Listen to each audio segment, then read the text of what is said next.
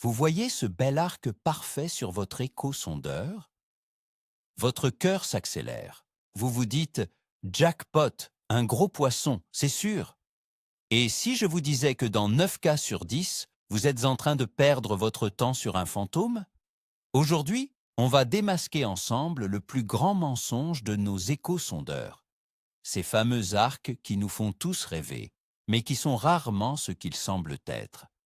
Restez bien jusqu'à la fin, parce que vous allez enfin comprendre pourquoi vous rentrez parfois bredouille alors que votre écran était plein de poissons. C'est une révélation qui pourrait changer votre façon de pêcher pour toujours. D'ailleurs, pour commencer, dites-moi en commentaire, combien d'heures avez-vous déjà passé à pêcher sur des échos qui n'ont absolument rien donné? Soyez honnêtes, on est entre nous. Depuis l'arrivée des premiers sondeurs, on nous a appris une règle simple, presque religieuse. Un arc, c'est un poisson.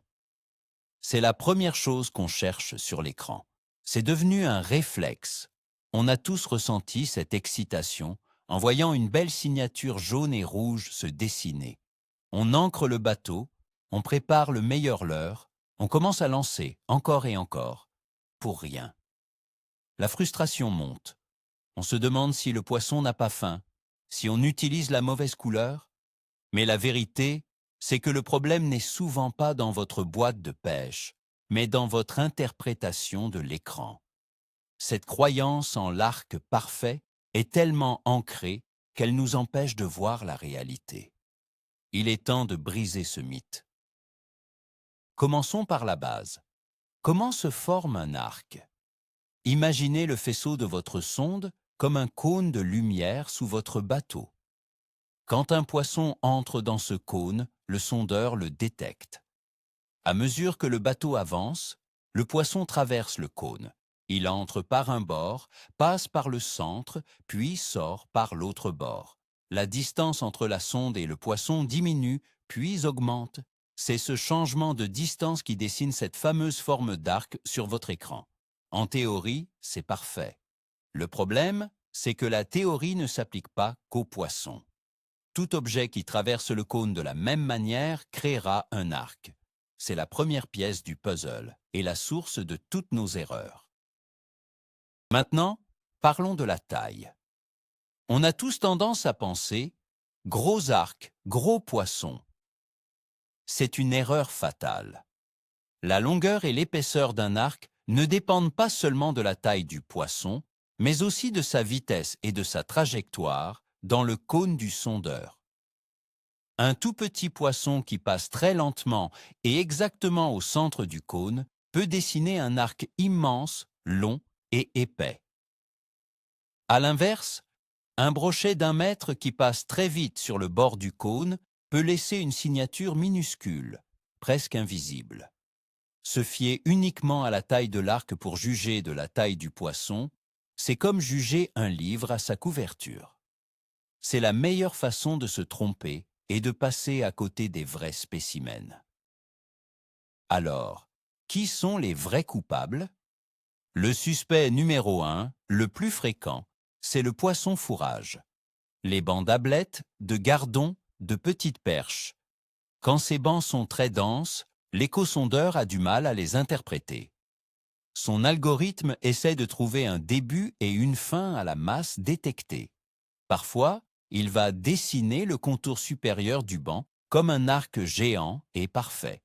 Vous pensez voir un cendre record, alors qu'en réalité, vous êtes au-dessus d'une boule de milliers de petits poissons. C'est le piège le plus classique. Vous lancez votre plus gros leurre au milieu et, évidemment, rien ne se passe. Les prédateurs, eux, sont peut-être en dessous ou sur les côtés, mais certainement pas dans l'arc que vous voyez. Imaginez la scène, on l'a tous vécu. C'est le petit matin, le lac est calme. Vous naviguez doucement, les yeux rivés sur l'écran. Et là, il apparaît. Un arc magnifique, épais, bien décollé du fond. Le cœur bat la chamade. C'est lui. Vous coupez le moteur électrique. Vous vous positionnez parfaitement. Vous choisissez votre leurre fétiche, celui qui ne vous déçoit jamais. Premier lancer, rien. Deuxième, troisième. Vous changez de leurre, vous changez d'animation. Une demi-heure plus tard, vous êtes toujours au même endroit, à bombarder un fantôme. La frustration est immense. Vous venez de tomber dans le panneau, piégé par un écho qui était en réalité une simple concentration de petits vifs. Ça vous rappelle quelque chose, n'est-ce pas? Alors, comment reconnaître un vrai banc de fourrage pour ne plus se faire avoir? Un banc de vif ressemble rarement à un arc propre. Sur un échosondeur bien réglé, il apparaît plutôt comme un nuage, une masse avec une texture granuleuse, comme des milliers de petits points serrés les uns contre les autres. La forme est souvent irrégulière, parfois comme une boule, parfois étirée. Il n'y a pas de contour net et lisse comme pour un arc classique. Apprenez à reconnaître cette texture nuageuse. Quand vous la voyez, ne vous concentrez pas dessus. Cherchez plutôt autour, en dessous. C'est là que se trouvent les vrais prédateurs qui attendent le bon moment pour attaquer. Le banc de fourrage n'est pas la cible, c'est un indice. Passons au deuxième grand coupable, les débris et la végétation. C'est incroyable ce qu'on peut trouver sous l'eau. Une branche d'arbre à la dérive, un gros sac plastique, une touffe d'herbe arrachée du fond. Tous ces objets, en passant sous votre bateau, vont créer un écho. Et devinez quoi? S'ils traversent le cône de votre sonde, ils dessineront un arc parfait. Un arc qui n'a absolument rien à voir avec un poisson. C'est particulièrement vrai après de fortes pluies ou des crues, quand les rivières charrient toutes sortes de débris. Votre écran peut se transformer en véritable festival d'arcs, vous donnant l'impression d'être sur le meilleur spot du monde. La réalité est bien plus décevante. Laissez-moi vous raconter une anecdote. Il y a quelques années, sur un grand lac, je détecte un écho incroyable. Un arc immense, posé sur le fond, dans 15 mètres d'eau. La signature parfaite d'un cendre monstrueux. J'ai passé plus d'une heure dessus. J'ai tout essayé. Leurre souple, montage verticaux, tout. J'étais persuadé qu'il allait finir par craquer. De dépit, j'ai fini par accrocher mon montage sur le fond, à l'endroit exact de l'écho. En tirant, j'ai senti que ça bougeait un peu. J'ai réussi à le remonter péniblement. Ce n'était pas un poisson. C'était un vieux pneu rempli de vase. Mon cendre record était un pneu. Ce jour-là, j'ai compris que je devais apprendre à être beaucoup plus sceptique. Le troisième coupable est plus technique, mais tout aussi important, la thermocline. En été, les couches d'eau ne se mélangent pas. Il y a une couche d'eau chaude en surface et une couche d'eau froide en profondeur. La frontière entre les deux s'appelle la thermocline.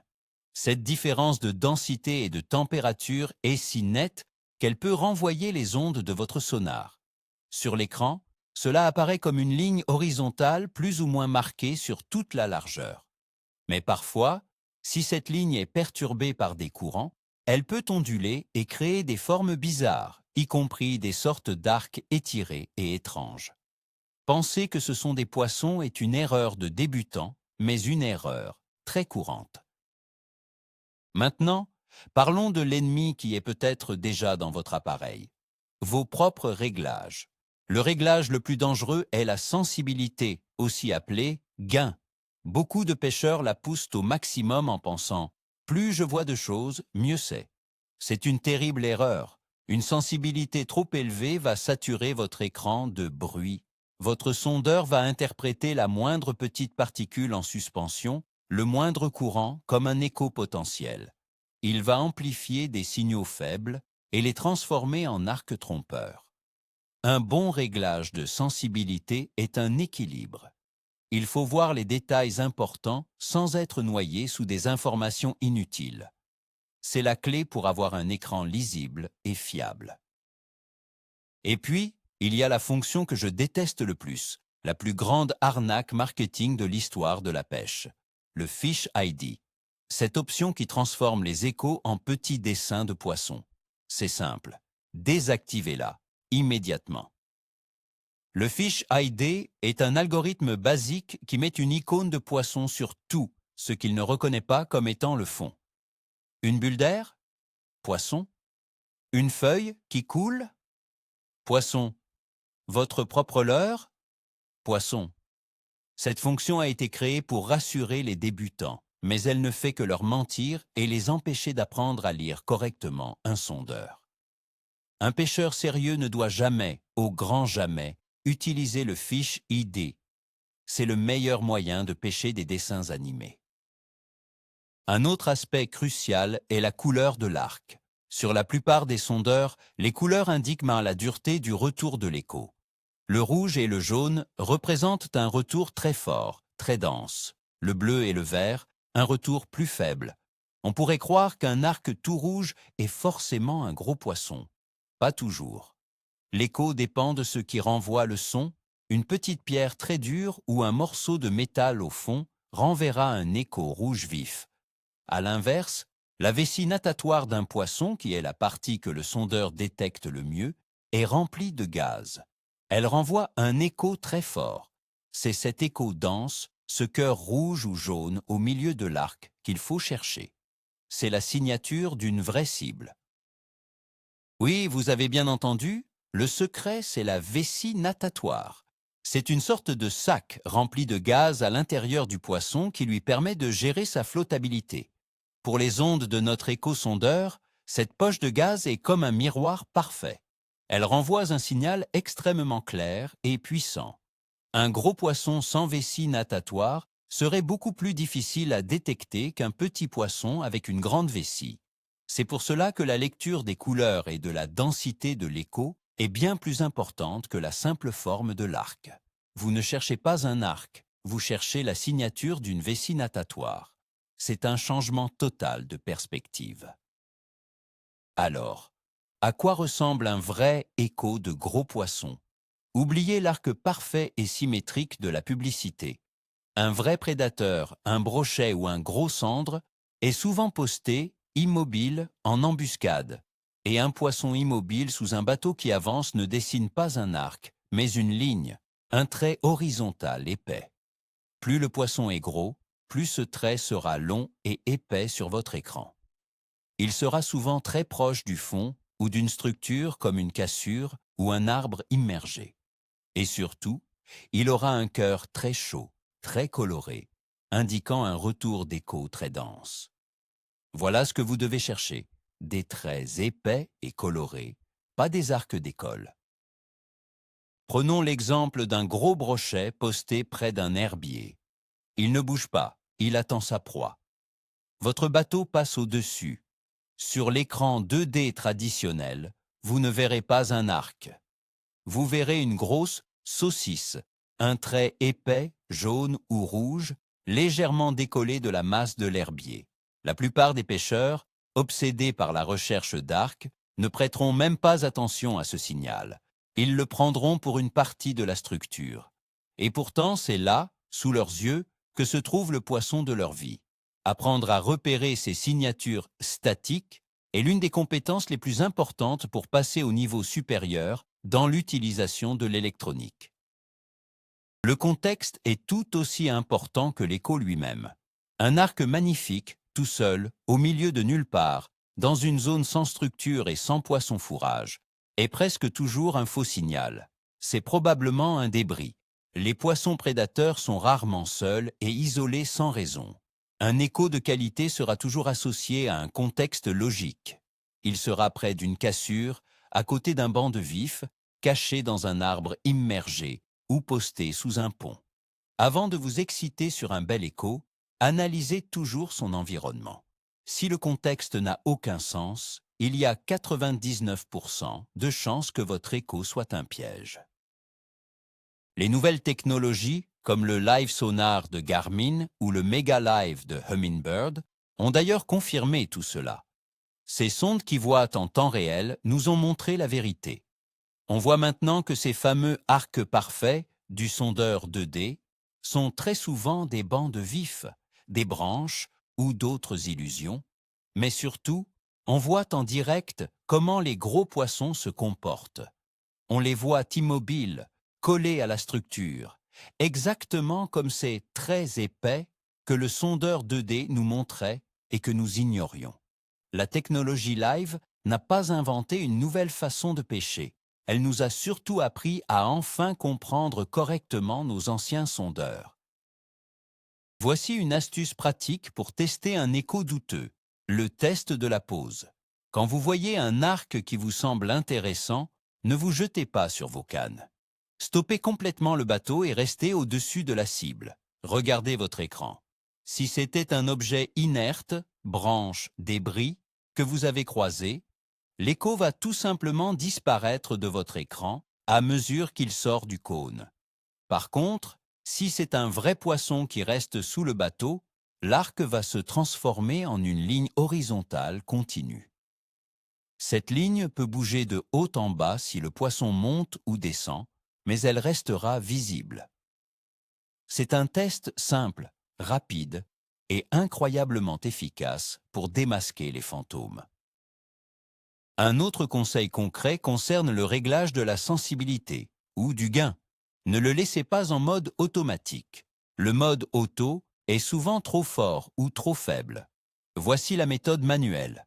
Augmentez votre sensibilité jusqu'à ce que votre écran soit complètement saturé de neige, de parasites. Ensuite, baissez-la très lentement, petit à petit, jusqu'à ce que l'écran redevienne propre et que seuls les échos les plus nets et les plus forts restent visibles. Vous venez de trouver le réglage parfait pour les conditions actuelles. Vous filtrez le bruit inutile tout en conservant les informations essentielles. Faites cela à chaque sortie de pêche, car les conditions de l'eau changent constamment. Pour résumer, les principaux pièges à éviter sont donc, primo, les arcs parfaits et isolés, qui sont souvent des débris. Secundo, les masses énormes qui ressemblent à des arcs géants, qui sont presque toujours des bancs de poissons fourrage.